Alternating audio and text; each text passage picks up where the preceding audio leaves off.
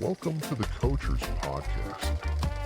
Coaches, athletes, parents, and fans, this is your vault for inspiration.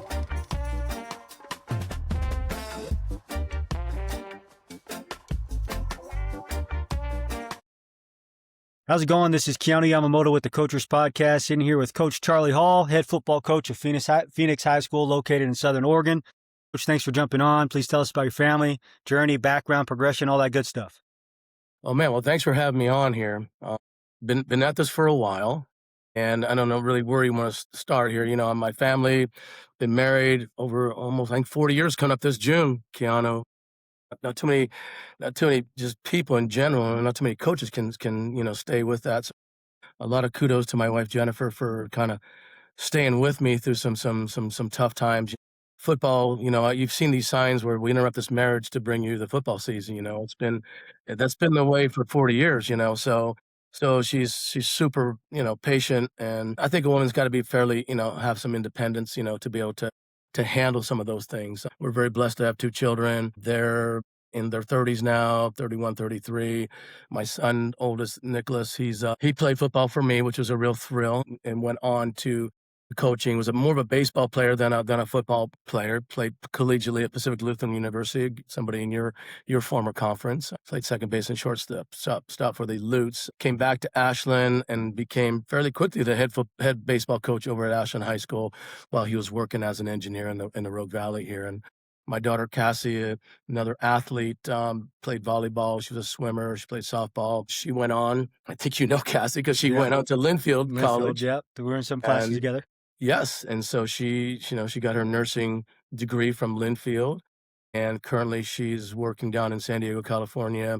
She's an ICU nurse at the University of California, San Diego Medical Center. So living a good life down in San Diego, and looking forward to seeing her when she comes back home here. So that's pretty much our family. Let's kind of talk about where you started coaching, kind of why you got into coaching, and just your progression through all your stops. Just kind of briefly on that part. That's a great question. I think some people get into coaching just because it's in their blood. Their dad was a coach, and shout out to my dad. Who's almost 30 years past by now, but he stepped up when nobody was going to be a Pop Warner coach, and when there was a big team down in Manhattan Beach, California, and my dad stepped up and said, "Hey, I'll help coach this, sort of number 2 program of the Pee-wees there," and that was my first exposure to football, with my dad being the head coach. But he was one and done, and I stayed, with it and went through sort of the youth program for 3 years, and then, migrated to playing in high school football. And I'm from San Diego, North County. Is where I grew up mostly. Was able to play at Poway High School, and back then Poway was kind of more of a rural school, and right now Poway is kind of the flagship of, the Poway School District, which is a really strong academic and athletic program in the North County there of San Diego. I played at Palomar College, and I played 2 years there before I transferred to Southern Oregon State College, now currently known as Southern Oregon University, to finish up my playing career. I was inspired by my high school coach, Rick Trestrell, who's still alive. He travels around, so I probably need to check in with him pretty soon. Just his passion. I think when you played football in the 70s, it was a different game than right now, and it was about, especially as a defensive player, we watched, Dick Butkus and Ray Nitschke, and, trying to be, this just super tough hitter, probably more like a Ray Lewis character, Brian Urlacher of this era. I think football in general, if you like that sort of aggressive play and defensive play, that really somewhat inspired me. And Coach Trestrell was the one that was my defensive coordinator and sort of inspired me to continue playing really beyond high school. And interestingly enough, as I finished my collegiate career, after playing, I stayed a year to finish up another degree, and I was a grad assistant for Southern Oregon University at that time. And just kind of enjoyed that college experience. But when I was fully done and graduated, Coach Trestrell had become the head football coach up at Kent Meridian High School in Seattle, Washington. And then I joined his staff and got a teaching position at Kent Meridian. And that was sort of the start of my coaching background. And, I have Coach T to thank for that. My wife, which we were at that time dating, we met at Southern Oregon University, like a lot of, people do, I think, in that time of their life. And, and then I got this job in Seattle, and she was transferring out of Southern Oregon University, and she had one other stop, but eventually transferred to the University of Washington so we could be together. And she was studying physical therapy and trying to get a degree in physical therapy. On the side, she became an athletic trainer, student athletic trainer, to try to get her NATA certification, at the University of Washington. So here's, this attractive 21, 22-year-old gal, working with the football team and, working with the football coaches and whatnot. And, there's a lot of, hey, how you doing? And what's your name? And, what's your status and things like that. So, which is funny, and she's super humble and very private about a lot of things. But, one coach was very friendly, to her and, asked about, me. And she said, well, my boyfriend's a football coach down at Kent Meridian. Oh, hey, why don't you have him come up, and come watch practice and we can talk. If he's got questions, it'd be great to, to kind of, share some information. And so she told me that. And, I mean, at that time, I really didn't. I did have that 1 year experience, with Coach Mills at Southern Oregon of coaching. And I said, well, you never know. I'm just going to go. And I really went there to go learn more about, secondary play because Billy Harris was the secondary coach for the Washington Huskies. And so we talked, and then when we were done, answering my questions about, variations of cover 3 and things like that, I asked, hey, tell me about a grad assistant position. And, he broke it down. And, first of all, you need to, contact Coach James. Don James is a legendary football coach from the University of Washington, and write Coach James and tell him you're interested. And then, so I did that. So you drafted up a letter. You say write him, or you should have did you shoot him a text message back then? Bro, 1984. Okay, I don't know. I didn't have a cell phone back then. No, so I know. yeah, I drafted a letter. I typed it out on a typewriter. Yeah. And then just kind of sent him a letter. And I got a call back and by his secretary, and said, hey, Coach James would like to set up an appointment to meet with you, about a potential grad assistant position. So we set that up, and I go in and put my tie and shirt on and go see Coach James. And it's a little intimidating. You come out of a NAIA, high school program at the college level, and you're a high school coach in the local area. And by that time, the Huskies, I think in 1984, had just beat Oklahoma in the Orange Bowl. And so you go into his office and you see all the trophies and things, through the Husky athletic department right there, and have my visit with Coach James. And, and then I guess it went well. He calls me back a couple weeks later and says, hey, listen, I have a couple positions left. Okay. And one's a grad assistant position and one's a volunteer position. Okay. And you're one of those 2 people that I'm considering for those positions. However, one of the positions is the grad assistant position. I'm going to offer it first to one of my former players. So I said, okay, well then I got to think hard. Okay, well, I'm teaching high school. Do I want to go be a volunteer, at the Division I level to kind of sort of cut your teeth and get into, coaching at that level? And I probably wasn't able to do that, from a financial standpoint. So he kind of gave me sort of the prep for what was going to potentially happen. And then I get a phone call that says, hey, so I want to offer you the grad assistant position because my former player, just some things didn't happen right with his degree or something like that. So he's not going to be able to get into grad school. He's going to take the volunteer, and he's willing to take that. So if you want the grad assistant job. So I pretty much resigned my teaching job right there at the spring, had about 2 weeks to transition. And then we're starting, spring ball like the next week. And I'm in a staff meeting with, the Washington Huskies. And so it was amazing. It was pretty cool. And so for 3 years, I was able to stay with that program. Matt Simon was the running back at that time, running back coach, and I was assigned to be Matt's grad assistant.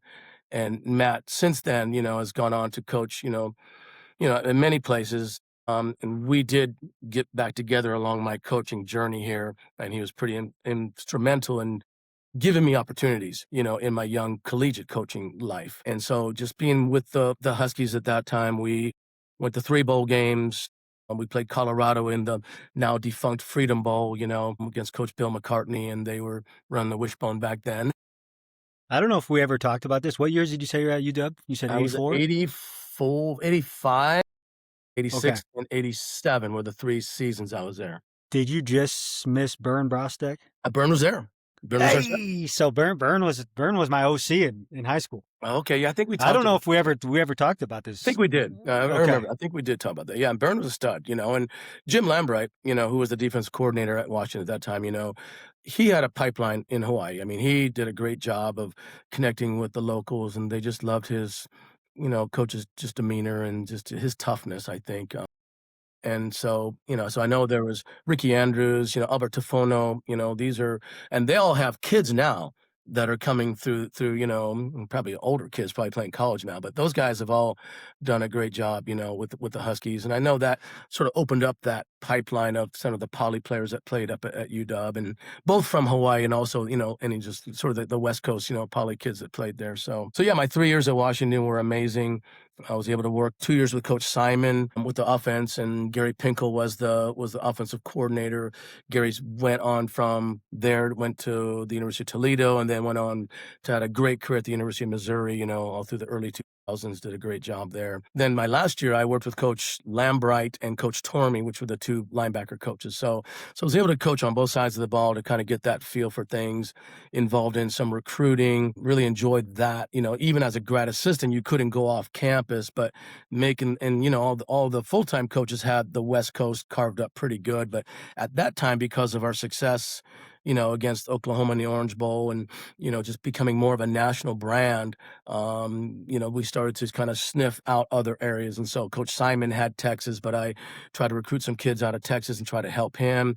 And then the GAs all got carved up pieces of the East Coast. And so I had kind of the DC, Washington area. And so two kids that came out of Washington that I initiated the recruiting ended up becoming great players for the Huskies. Ed Cunningham, who was an All-American center for them, I think probably replaced. Gosh, he would have been probably either after Byrne or before Byrne. I can't remember what years that he might have. I think it would have been after Byrne because he was there after I left here. You got some announcements. I'm in school here. Donald Jones was a great player that came out of the southern part of Virginia. Was the Morris Trophy winner. Was a great defensive end, and both those guys were All-Americans and had some time in the NFL. So just getting to that recruiting process at that high level was pretty exciting. So, and then, you have to sort of, fish or cut bait, you just can't stay a GA your whole life. And then, and I was kind of not sure what I was going to do because really I was done with my master's degree. You get 1 year of volunteer experience, at that time. And certainly they want to get some new blood in there and kind of, cycle things out. Way different than it is now when you have all these quality control, Yeah. type of people and interns and things like that. So I'm looking at high school jobs where my wife and I were living. That time we're married and we're living in Enumclaw, Washington, just sort of southwest of Kent. And she's a physical therapist in her first job. And I'm coaching track at Enumclaw and I'm a substitute teacher. And I'm just trying to apply for back to high school jobs. And a guy by the name of Ed Donatel comes by, and I don't know if you know that name, but Ed's been a long time coordinator in the NFL. He's now retired. I think most famously, I think he had some good runs with the Minnesota Vikings recently. But at that time he was coaching at the University of Idaho, and he came by and we kind of bumped into each other, and we knew of each other because I was a recent grad assistant and he was a grad assistant prior to my coming to University of Washington. And we started talking about, just networking, right? And he says, hey, we have a job open. It's not a full-time job, but it's a restricted earnings job. And why don't you come at this time? It's late spring, almost May. And he says, come out to our spring game and then come meet Coach Gilbertson, who was a former Washington assistant, a long time ago, a Washington grad assistant. So I go to Idaho and then I watch and I talk to Gilby, and, he offers me a tight end job and a chance to, kind of break into the business. So that year was pretty amazing. My kind of first full-time year as a coach. I'm coaching running backs. Had some really, actually, no, I'm sorry. I'm coaching tight ends that first year and just kind of a limit thing. But, this was my first introduction at that time to offensive football. Now, at Washington, we were I formation and, sprint draw, I formation toss, I formation ISO, we dabbled in some one back, but in the mid 80s, one back was not a thing until I went to Idaho and kind of met up with Coach Gilbertson. And so Gilbertson was a disciple of Dennis Erickson, and Gilby and Dennis Erickson were close friends and on the same staff, through the early Idaho great years starting back in 1982. Erickson kind of made his name in Idaho, and Gilby was right there with him. As Erickson left, I think went to Wyoming and then to Washington State, Gilby took over this job. So, coaches are coming and going, and I had a chance to kind of slip in there. And so we go and we win the Big Sky Conference Championship. Had a great season. John Freeze was our quarterback, was a great player. And then we win our first round, we win our second round. And going into the semifinal game, John gets hurt in the previous game and he can't play. And we just can't get enough going to try to beat Furman. We go all the way to South Carolina. And so we lose in the semis, but it was a heck of a year.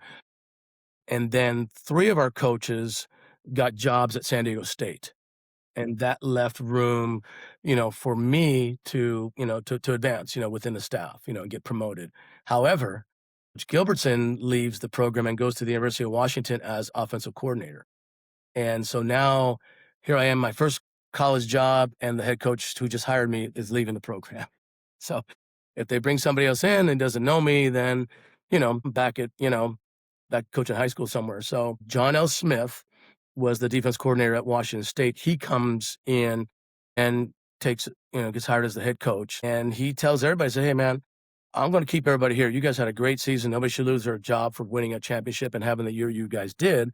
And he said, if you want to stay and you want to be loyal and you want to work hard, you can stay, and that was great. So I moved from the tight end position to the running back position.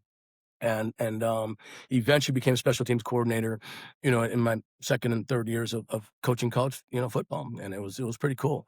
Just, got to know some really good assistant coaches that came in with John L. They were assistants then. They all became head coaches, namely speaking, Bobby Petrino was our offensive coordinator.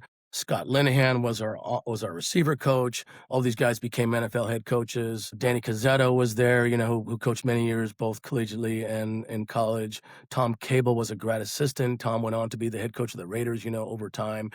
Phenomenal staff. I mean, just amazing group of people that were there. And I was very blessed to be able to have, that opportunity. I think it really was a huge formative year for me, especially offensively.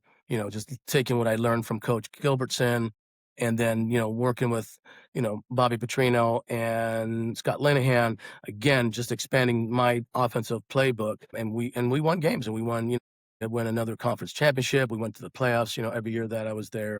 And then, as you go through there, another opportunity comes along the way because, you're trying to, certainly make more money. Now, full-time back in those days in the early 90s, I mean, you're lucky to make, $30,000, as a full-time assistant, not a coordinator. But I had an opportunity to go to the University of New Mexico because Matt Simon, who I worked with at the University of Washington, became the new offensive coordinator. And Dennis Franchione, who was somebody who we played against at Idaho, and we beat Coach Fran twice during my time there. He said, I want to come to New Mexico. And he was kind of a spread bone guy. And he ran the spread bone, the flex bone, which option offense, when he was at Pittsburgh State, and he did it at Southwest Texas University or State College. And then when he wanted to come to back to New Mexico, he wanted to be more of a one-backish guy. And so that's why he hired Matt Simon, and then he knew me, and Matt recommended me. So I went to the University of New Mexico, kind of my first FBS job, if you will, in 1992. This is my first experience of being around how to rebuild a program. Because New Mexico had one winning season in about 10 years before we got there. And it was cool to see how to change the culture and how to implement things, to try to, be relevant. And, before we got there, I know that I think Coach Sweeney at Fresno State might have beat New Mexico 94-7, they lost to TCU 60-0. It was some horrendous scores, So our first year we were 3-7, but super competitive, lost maybe but 4 games by less than a touchdown, things like that. So we had turned the corner, had a winning season our second year. And then we started to just implement, because of Coach Fran's background, more option. And, so we were kind of a 1-back and some 2-back. We started doing a lot more option plays, not as much like triple option, but a lot of different, like loaded option. Because we had Stoney Case, and Stoney Case was our quarterback. He was the quarterback. And that's first team all name right there. There you go. Stoney Case, Odessa Permian, quarterback. The quarterback before the quarterback, I want to say that became the Friday Night featured Light movie? Friday Night Lights guy. Yeah. So, Yeah. and if you remember your Friday Night Lights story, the quarterback there wore number 25. So Mhm. Stoney wore number 25 for New Mexico. So he maintained his sort of high school legacy number as a college athlete.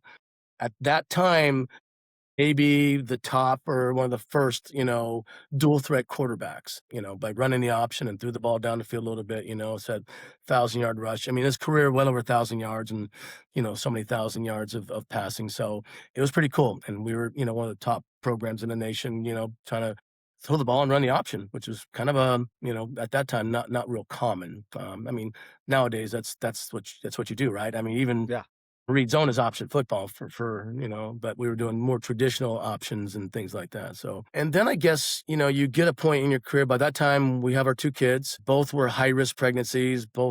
My wife was in the hospital 6 weeks before our first son was born in Moscow, Idaho. And those are challenges, and you got to think about, what's important, when you do that. And clearly, it was a struggle. You get on this trajectory. Oh, you start at a high level FBS program, you go to a high level FCS program, and now you go down to a kind of a rebuilding FBS program. But we did have some success, and you feel like, and you see what everybody else is doing. Okay, well, this is a great profession. I mean, it's a little bit like an addiction, because the resources, the courtesy cars, all the gifts and things like that, can be very an addictive, agent. And as you try to think about your family, you got to make some tough decisions.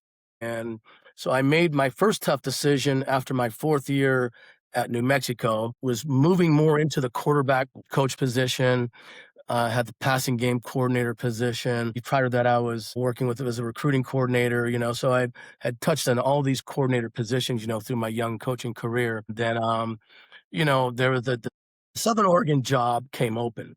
And I said, well, maybe I'm ready for a head coaching job. I'd be challenged and satisfied with that. I'm going to plug my laptop in here. Sorry. Yep. So I can reset that for you. Yeah. During the, gosh, it would have been, I'm going to say after the 95 season, the winter, spring of 96, the Southern Oregon job comes open, and that's my alma mater. I'm thinking, okay, you know what? I love coaching. I love the college level. I would be sort of quote unquote stepping back, but I'd be the head coach, and I'd be thrilled and to be able to put a program together and go coach my alma mater and live in beautiful Southern Oregon. And my wife was super thrilled about that opportunity. And then, through the process, I don't get the job. The job goes to Jim Nagel.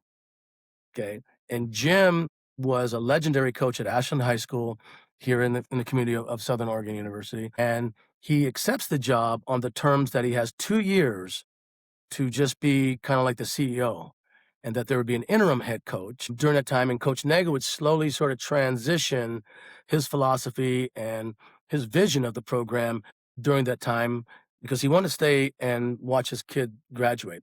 Eric Nagel was a quarterback and very instrumental to the program. They made this agreement, and then everybody was on board. And Jeff Olson, which I think Jeff, and he became the interim coach, when Coach Nagel came on board. So where am I in this thing? So Jeff Olson, who we were college roommates together, so we have a connection that's pretty strong. And he says, hey, I know you wanted the job, but I'm going to be the new interim. I'd love to have you back up here. I can't guarantee what's going to happen when Coach Nagel comes back, but would love to have you here and just be able to do what you want to do, because I know you kind of want to maybe make the transition, for some personal reasons. And so I put my kind of faith in God and sort of made this jump, from Division I to NAIA, and coming back home, if you will, to Ashland, Oregon. Super tough to do that. It was a humbling experience. You have a lot of information. It's quite different, as going from a Division I program back to a NAIA program. And, I dealt with it okay, maybe not as good as I could have, I think. But, in the back of my mind, I'm thinking I'm going to go back to Division I. I mean, at least I have my wife, where she's happy. She's in a place where she can thrive. My kids are going to have a great education, a great community around them. They're not going to be bouncing around, as the life of a traditional, Division I coach. And then, and all of a sudden, Matt Simon, the offense coordinator in New Mexico, gets the head coaching job at the University of North Texas. And so he gives me a call his first year, and I stay. He got the job when I just got to Southern Oregon. I said, "No, dude, I cannot leave. I got to stay here at least 1 year. I just don't feel right, making that move." And then the second year, he calls me back, says, "I'm going to make some changes at coordinator. I want you to come down and be a coordinator at North Texas." North Texas at that time was making a transition from FCS to FBS, and it was, I think, their second year. And I talked to my wife, and I said, "Well, we're going to just kind of work on this sort of commuting situation where I would kind of commute from Denton, Texas, North Texas to Ashland, Oregon." So, and my kids were still quite young, and we kind of looked at all the variables, and Matt was agreeing to let me kind of recruit the West Coast and be able to kind of dogleg home a few times, to do some things to make sure I can check in on families. So that worked for 1 year. And not because of, the family. I think it just was one of those things where, I think when you're making that transition from FCS to FBS, it's quite challenging because, yes, we were in what was called the Big West Conference back then. So our conference was North Texas. We were with Utah State. We were with Nevada. We were with some of the schools that kind of are in the, I guess, Mountain West, area at that time. New Mexico State was in that conference at that time. So, at the end of the season, we were 3-3, I think 3-8 or 4-7. I can't remember right now, but we did beat Texas Tech. That was pretty cool. We went to Lubbock, we beat them. We were behind, came back in the fourth quarter. We had a last-minute drive. Threw a touchdown as the game expired. It was amazing to be able to be a school like that, and which shows that we had some athletes, and we beat Utah State, who won our conference, I think. But we also played, after the Texas Tech game, we played Texas A&M. It's a big jump, and you get guys, banged up when you're playing some of those bigger schools, and I just feel like we didn't have the right, weapons, when we went and played the Idahos or the Boise States or the Nevadas or those schools that happened to be in the Big West at that time. And it is what it is. So at the end of the year, that the administration decides, "Hey, Matt, we want you to play these games next year because we need the money," and like LSU and some other schools. And he's saying, "No, I'm not going to just be, sacrificing my career just so you guys can get money." And he says, "Well, then if you're not going to do it, then somebody else will." So, they kind of parted ways. And when the head coach goes, and I don't know, I don't have Texas ties. I'm still a foreigner in that country. But it was a amazing experience to be able to connect with high school coaches and go through the recruiting process. And I basically recruited from Denton up to the Oklahoma border, so that North Panhandle area. So it was amazing. It was a great experience. So by the spring of 96, I'm out of a job. Okay. And so sort of fast forward a little bit, or maybe rewind a little bit. Coach Jim Nagel, who became the head coach at Southern Oregon, after about a year, he says, "You know what? I'm not going to make this move. I'm going to stay at Ashland High School." And he had his reasons for that. And Jeff Olson becomes the permanent head coach. Coach Nagel remains the AD and head coach at Ashland High School. And so when I go back to Ashland, I run into Jim Nagel. I said, "Hey, I just need to get my foot on the ground. I need to get back into coaching. I just come ready to stay here and get my teaching credentials, up to date." And so I ended up coaching for Jim Nagel for 3 years. Our first year, we won a state championship in 1998. Met some great people, not to mention Coach Nagel, but on that staff was a gentleman named Dave Kitchell. And Dave in this area is legendary. And Dave was the defensive coordinator. Really, to this day, might be the most influential coach that I've ever met. What was it about Dave that really stood out Well, among other coaches? It's just his way, as you get older, and you realize that it's about relationships, and it's about, how to help, young men become men.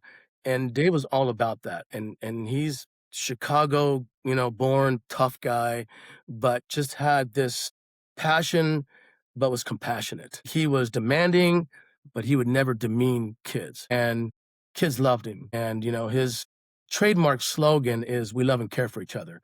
And he would end a lot of his pregame speeches, or he'd end a lot of his talks, that was the bottom line. And, I think, to coach with love in your heart, I think is very important. And I think what Dave had taught me was that as a coach that had been on my journey, I'm moving around, leaving my family behind because I was a transactional coach.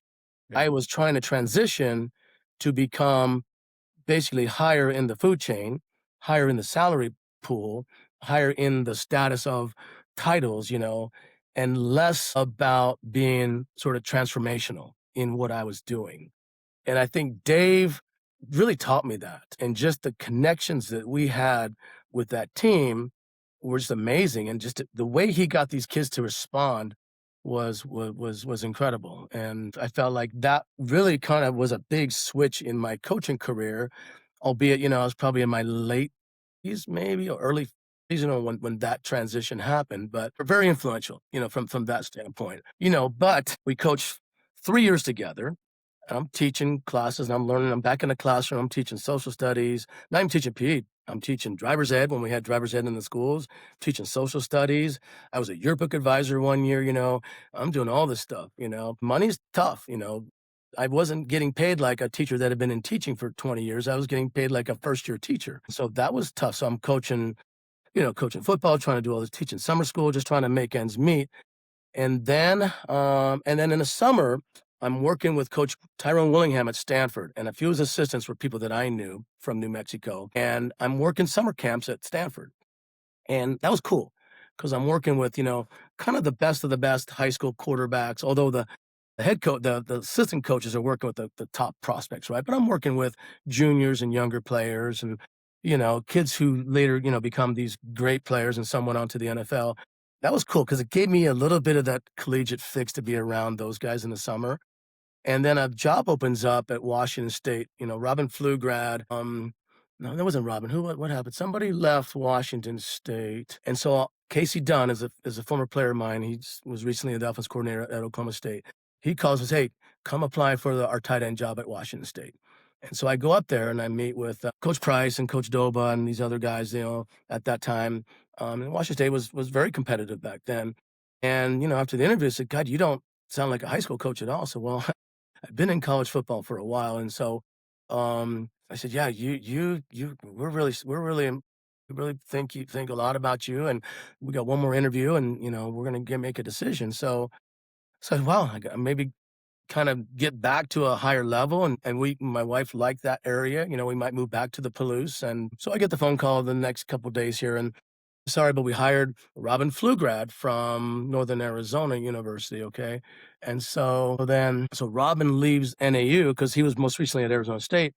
And Coach Price says, you know what, Charlie? I called Jerome Sowers and I said, you had a really good interview and that he'd be crazy not to hire you, So I get a phone call from Jerome Sowers. And he says, hey, got an office coordinator job open and I talked to Coach Price and doesn't sound like I need to interview it. You just need to come down because he knew me he was in Montana and I was at Idaho at that time. Says, come down here and see what you think.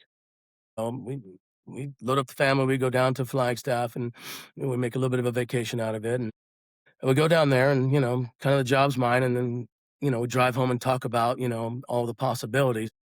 They had not really had a great season before I was there, I don't know exactly what the trajectory was going to look like. And I didn't want to move the family down to Flagstaff without knowing in this profession, what's going to happen. So she said, hey, just see how this thing plays out. I've already done this thing without your butt, for a year down in North Texas. So then I go down there. And so we start going here. So I coached at Northern Arizona for 4 years. Again, commuting from Ashland, Oregon so it's a miracle my wife stayed with me. Yeah. During this time, right? But, we had some success down there. We went to the playoffs my first year, turned their quarterback, who they thought was not going to be a very good player, into somebody that, won enough games to get us to a playoff berth. So I think we had 3 of the 4 years there. We had winning seasons. My second or third year in 2003. So my third year there, we get a co-championship with Montana State. So it's a 3-way tie. And so we share the Big Sky Conference Championship. And we're the 16th seed in the tournament. And we go to the number 1 seed, right? We got to go to McNeese, University in Lake Charles, Louisiana. And I mean, this team's got a bunch of LSU bounce backs. I mean, they look like just dudes on film, right? But we go down there and just one of those magical nights, we had a freshman quarterback by the name of Jason Marietta. Jason was co-Big Sky Player of the Year. Threw for 27 touchdowns, might have tied an NCAA, FCS freshman record. And we go down there and we beat McNeese like 35-14. I mean, it's not even close. And it was awesome. We come back and we get a home game because somebody had lost and we're playing Florida Atlantic University. and they're going to Division I the next year. The roster's already primed with, D1 talent from Florida. Coach Schnellenberger is the coach.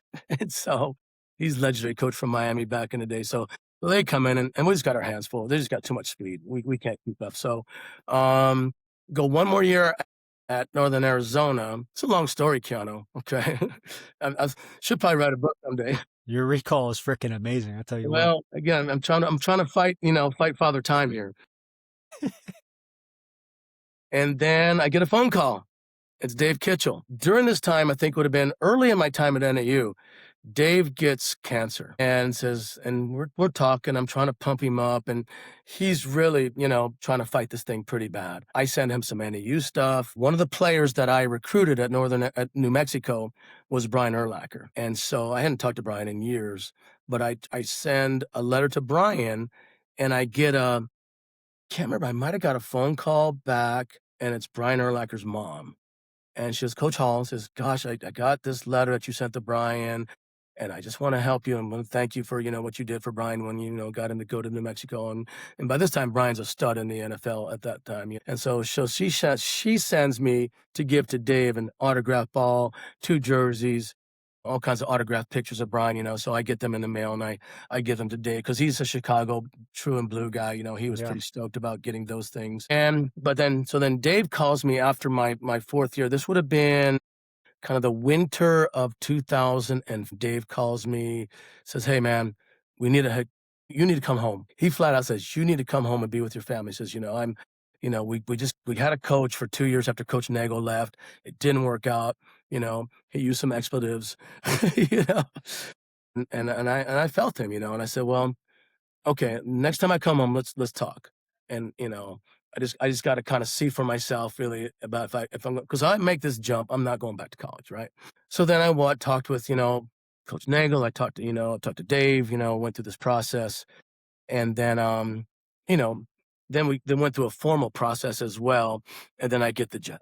I get the Ashland High School they offer me the head coaching job, and I decided to take it, and Dave's going to be my DC. And one of the hardest conversations was going into Jerome Sowers, who kind of resurrected my career, and gave me a chance to be a coordinator at the FCS level, to tell him that, I'm going to go back to Ashland, and I'm just going to, I need to be with my family. I'm going to try to be a head coach and try to live this thing out. So, can we take a pause real quick on 100%. that? And can we dive into that? Because I do think that's a big inflection point of just your life. And like, what was the thought process?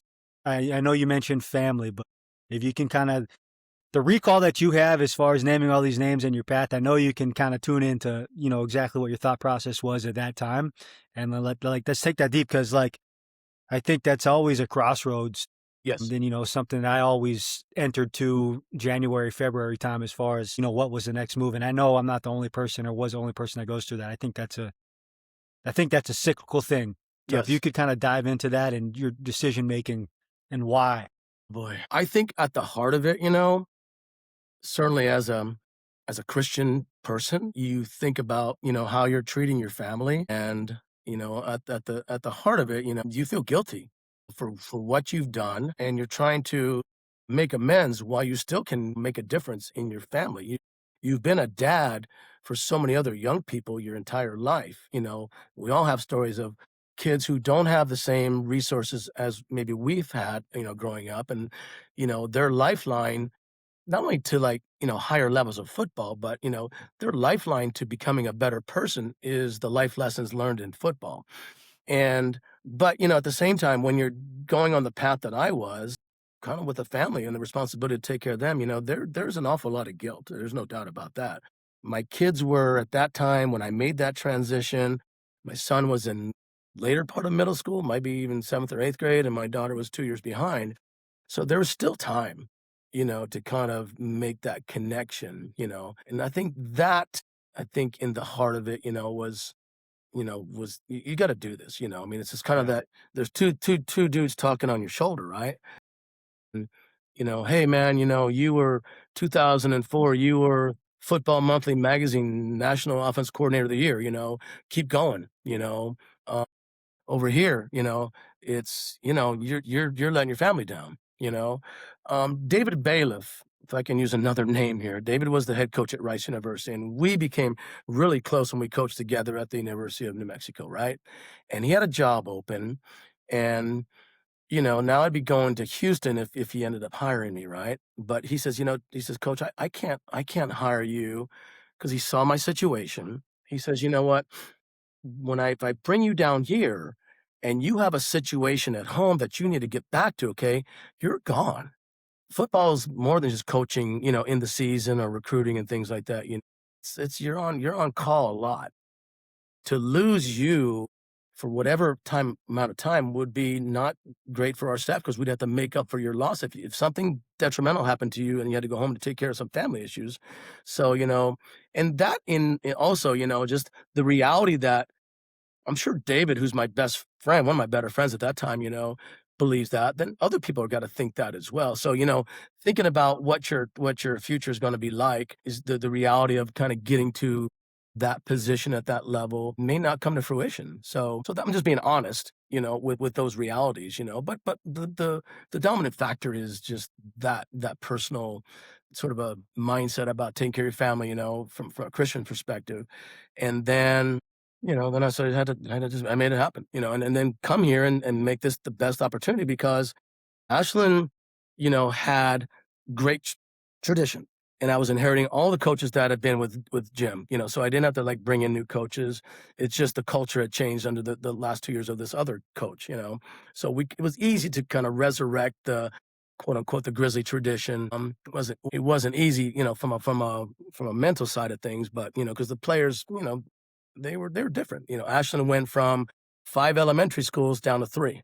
Population was decreasing in terms of younger people. So we just didn't have the blue-collar-ish talent that, maybe Jim might have had during the 90s. So we had to do more with less. Luckily, classifications changed to make it more competitive for us, at Ashland. We weren't playing Roseburg and North Medford and South Medford, of course, in Grants Pass. We did play them my first year, and we did beat North Medford our first year, which was pretty exciting. But, after that, we went into that sort of hybrid leagues of, Klamath schools and then sometimes up to the Eugene League. So yeah, going back to your question. So that was pretty much my thought process when that happened. Yeah, I know. The one guy I'm dying to get on here, and I know it's going to happen, is Coach Rutschman. So I just came around to asking him pretty Okay. much yesterday. Well, So we got on the phone yesterday, and good. we're talking, and I mean the one thing, because to your point, right? It's like the one thing you ask yourself, or I asked him was like, Coach, how do you at your age, like, do you still think like, what if? Because literally 2 days ago, I'm thinking, what if? And I was thinking back to high school. If I did X differently in high school, if I performed differently in high school, I was like, does that thought ever cross your mind? Like, what if I went this way? Because he was explaining to me that when Rich Brooks was the head coach at Oregon, that he had an offer. He was offered the offensive coordinator position at Oregon, and he dropped an absolute nugget on me. He said, "You got to be careful trying to improve on happy." And I was like, Coach, that's because there was a couple times when I was that's still a young coach, I guess. When I was at Linfield, when I first got out, he's like, you can be a millionaire being a high school coach. And this was, right my second year, where I'm kind of like you, where I wanted to climb up the food chain, I wanted to make X amount of money. I wanted to make a name for myself in college ball. And, he told me that twice, and it's kind of stuck with me. So it was a good conversation to have. And, just kind of full circle. And now I'm in that situation where I'm now understanding or think I'm understanding and grasping what he was trying to tell me all these years ago. Yeah. I think, as you go back into this high school, realm, just again, the perspective of, it's about relationships. It's about being a mentor. It's about, and again, when you're in high school, you're dealing with a bigger population than just football players.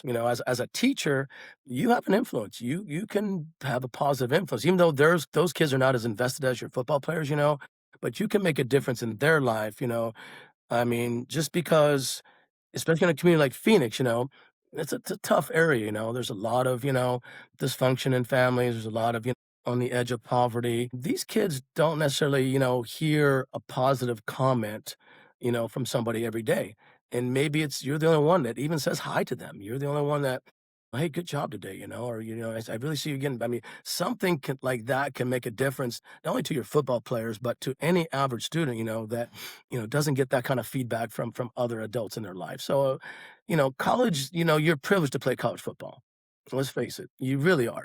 You're there for an education, which is a privilege that a lot of people can't do. And then in high school, you get a different sort of cross section of society, and you got to open up your lens a little bit more to have a bigger impact on the greater good. Yeah, no, I appreciate you sharing that. Can we kind of dive into just overall coaching philosophy, kind of how that's evolved throughout the years from your time at Ashland as a head coach, Southern Oregon as a head coach, Phoenix as a head coach? Well, I mean, it just goes back as a head coach, especially. I think usually when you have a philosophy as an assistant, you're a little bit at the mercy of you need to fit the program that you're going to rather than they're going to fit you, right? I mean, there's exceptions obviously, but from a head coach standpoint, my philosophy is about it's about the team, and together everyone achieves more. It's really the first thing that I try to. How do we become a better team? And I think you become a better team by developing relationships. Show these kids that you care about them.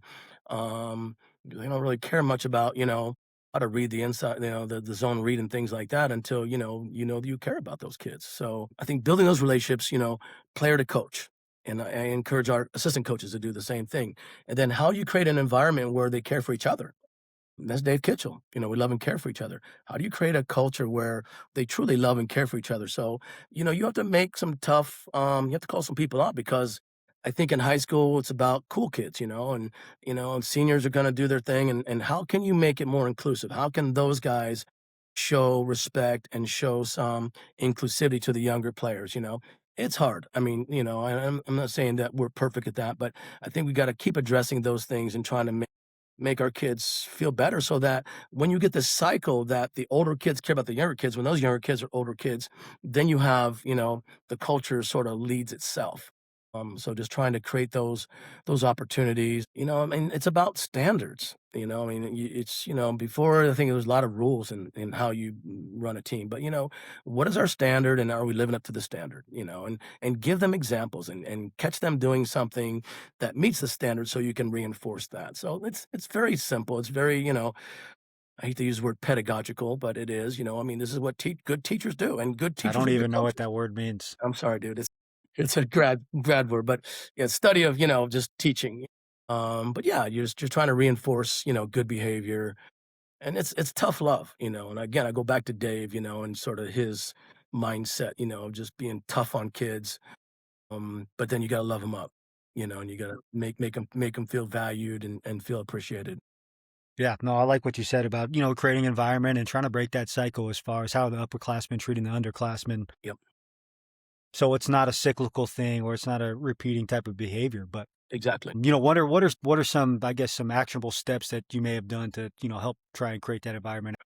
I think either both at the college, and I mean it's really you got to start with some one-on-one. Eventually you got to meet with everybody and kind of get to know them and understand really where they're coming from that standpoint. And so I got just a series of questions trying to get that connection one-on-one with kids, and what is their why and what are their goals, and how are they going to achieve those goals, and what are their obstacles. And it's a process. I meet with our players typically, there's a postseason exit meeting, and then there's a May meeting to kind of set goals for the fall that, speaks about that commitment level in the summer. So there's usually 2 times a year I'll try to meet with every player one-on-one during my lunch periods, over the course of, 3 weeks or a little bit after school. I mean, that's probably the biggest sort of connection that I have with those guys. And then from the individual, then create a smaller group. Try to create, what I would consider, what a lot of people call a leadership council, and try to have that representatives from each class and make sure those classes also represent, the various position groups. And so meeting with them, probably going to have our first one coming up here, probably mid-month here. Just kind of, we've already had a team meeting this year in January. Once we start after winter break, okay, hey, the sort of State of the Union, okay, that's passed. Okay, where are we heading to right now? For us, we didn't really know until I think we're not done yet. We're potentially moving up in classification. We've been playing at the 3A level because we were literally on life support. Okay. I don't know if you knew this, but when I got this job, I think we were 2-48. Okay. Over a course of, 6 or Hey, 7 years. It was pretty all I bad. look at is 2025, baby, 6-4. There you go. 6-4 going to the playoffs. So we've grown a lot. And I think what we've done, building confidence, building connections, building a standard, I think has made a difference in getting us to where we're at right now. Now that the bar is set a little higher next year, whether we're going up in classification or not, it'll be interesting. So there's a different dynamic in terms of how do you turn that volume up. With a new group of kids and your seniors gone. And that's the challenge of football and sports in general. Every year is different. I think that's why we like what we do, because every year is a different set of challenges. And some of us have more challenges than others. Yeah. Can you kind of dive in? And that was going to be my kind of my next question. Yeah. I think you talked about it from a college perspective. What was the greatest challenge Yeah. of coaching? And separation from family, I think, is in the college game and the professional game is one of the greatest challenges. In high school, can you kind of talk about, what's the greatest challenge in high school, in your opinion, right now? Yeah, I think it's twofold, to be honest with you. One is just player retention. And I think, your demographics has a lot to do with, that sort of player retention. My standard of commitment has changed, because to expect my standard of commitment, either when I coach at Ashland or certainly when I coach at the college level, can't be, it's not the same, because of our community, some of our challenges, lower socioeconomic, class, that, kids may not be able to do what you want them to do when you want them to do them, because they need to stay home and watch their little siblings because mom's got to go do something. So I guess my patience and my, my just, I guess my, I don't want to call it forgiveness, but you know what I'm saying? Just, I guess, my compassion for those situations that he or I can't control that, and I can't just get upset at him or at the process, because it's a reality that I have to accept and do the best I can around that to have contingencies. That's super hard. I mean, especially with my journey, coming for where, College game. the college game and the standard has always been so high. And I felt like we kept a fairly high standard at Ashland because, the community was very supportive. They had the resources, there was the dedication, there was a commitment. Parents were basically ready to do what you needed at the, whenever you needed something. I had some great parents there. This is a little different here. People don't have either the resources or the time to help you with, some of the things that you have in your programs. So you lean a little harder on your assistant coaches, and that can be a challenge too. At Ashland, I inherited all these adults. All these men worked in the Ashland School District. They weren't all teachers, but they had full-time jobs. But, now I got guys, okay, well, they get a coaching stipend for $5,000, right? They make $19 an hour as a education assistant, for 38 hours a week. They don't get paid in the summer, so they got to find a summer job.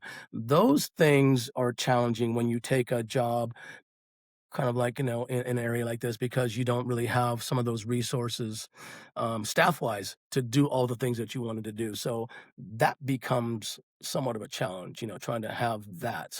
So there's more on your plate. And so at my age, I was hoping to maybe take some things off my plate. It is what it is. And I'm fairly committed, to whatever I do. And, when I ask my staff, we'll try to make some room for some stuff. So, but yeah, I think those are the challenges for sure. No, I appreciate that. That's a good answer, Coach. And I mean, you still seem young and spry. When I saw you last January, you still got some shit to you, nice and energetic. Well, I mean, like I try to, still doing, I mean, it keeps me young, whatever movement things I do in the weight room and trying to teach kids about form running and things like that. I still can demo, not quite as well as I used to, but I still try to get some things done. Yeah, I always like asking this question, regardless what coach I have on top here. Why is football, in your opinion, the greatest sport? Boy, Because I love when people just kind of dive in and kind of nerd out on, what makes it unique. right. Yeah, I mean, again, it truly is the bonds that you make, I mean, it doesn't matter. It's so funny, I haven't seen some of my high school teammates. I'm gonna in 2028, I'm gonna have my 50th high school reunion. Okay, bro. I got a few years on you, Keanu. So, Yeah, I mean, you just seem a lot younger than what you're well, saying, though. for me, selfishly and personally, the game has kept me young.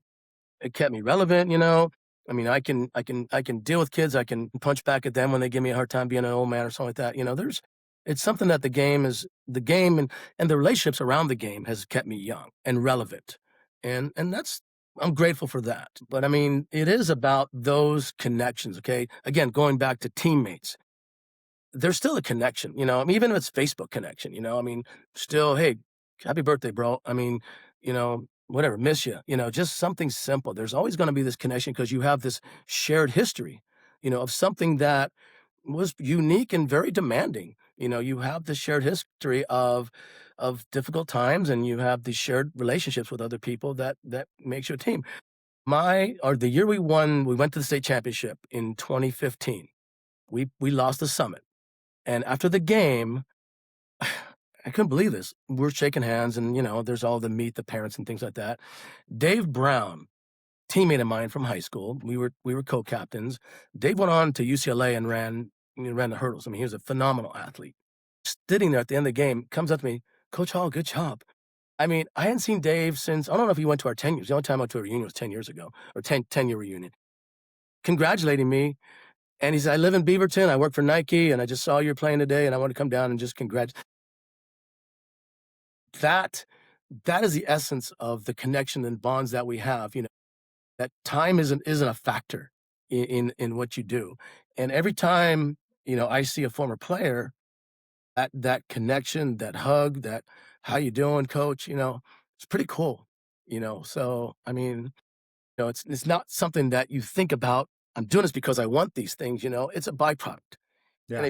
And if you do a good job and you're sincere about it and you show the people that you care, then I think the return on that investment, is tenfold. No, that's good, Coach. I like that. Got to put your OC hat back on. Do you call it at the high school? I do call it. Yeah, I'm still. Okay, so you already got the OC cap on. One little one formation challenge. Okay, Yeah. You can only go into the game running one formation. This is about the extent of ball talk I'll have on top of the show. One formation challenge. What is it and why? Can I have variations of the same formation? So, okay. I mean, 3x1. Yeah. I would like to because I think for the most part, and again, there's high school, and then there's, and then, come on, man, this is a tough question because I think, formations are basically what's your personnel like? Yeah. I mean, ideal situation. Let's go. You got ideal situation. Okay. You got the personnel. You got the pieces that you want. Ideal situation. Gotcha. Okay. Well, then, if that's the aspect that you want to throw at me here, okay, I'm gonna go 12 personnel. Okay, and I'm gonna go 3x1. Trips. Because I think there are so many options with that. We can, if they overload your trip side, you can run. You can attack. Was it you got? Is it nub tray or you got nub 3 open? I would probably go. I wouldn't go. I like nub tray, but I go nub with an off tight end on the H. Tray off. Sorry, okay. Yep. Tray off. Yeah. So you have your, kind of your passing straight to the field there. Lots of things, I think passing game things are solid. Your run game isn't bad. You force people to defend the boundary because you can also throw and run back to the boundary if there's short numbers and things like that. So I would say, just kind of in my history, if I had to just pick one that answers a lot of questions, is that double tight situation, because I think you can add some more gaps and you force the defense to stop the run. And then when you get the safeties down, they got to get in that run. Now you get some one-on-one shots, to hopefully some speed out there in the field, run your double post against single high coverage and things like that. So that would be just in your context. But I'm a very multiple formation kind of guy. So well, it's the one formation challenge. We can't go multiple. I understand. Then there you go. There's my answer. No, I like that. I'm a nub trips. I like nub trips. I felt like, at least of the defenses that I've been a part of, for whatever reason, nub trips. So 3 open to the field, tight end on the backside. Like, I feel like that's given us the most fits. And I feel like a lot like 2x2 open. I just feel like you can just get so much from a pre-snap identification as far as what the defense is doing from nub trips. Are they corners over? If they're not, right. Now is your corner going to be in the fit? What's the Mike backer doing? Is he apex number 3? Is he still in the box? So I like that one personally. Well, and then you didn't say, so go break it down to another level. Then you go FIB, you go formation of the boundary. Okay, so now how are they going to handle that cluster? You know, in How there? relevant is that in high school? Is it just because the hashes are a little? Well, I think it's very, very relevant because I Yeah. think you got wider hash. I still like it. I still Yeah. think there's issues with Spacing issues? with some of that stuff here. So Yeah. I got a 10:30 IEP meeting for a student I got to be at. So Okay. how are you doing on time here? Shoot me a text when you're done. If you got time, we'll get back on. All right. Okay, sounds good. All right, All right. thanks. Appreciate you, Coach. Bye. See ya.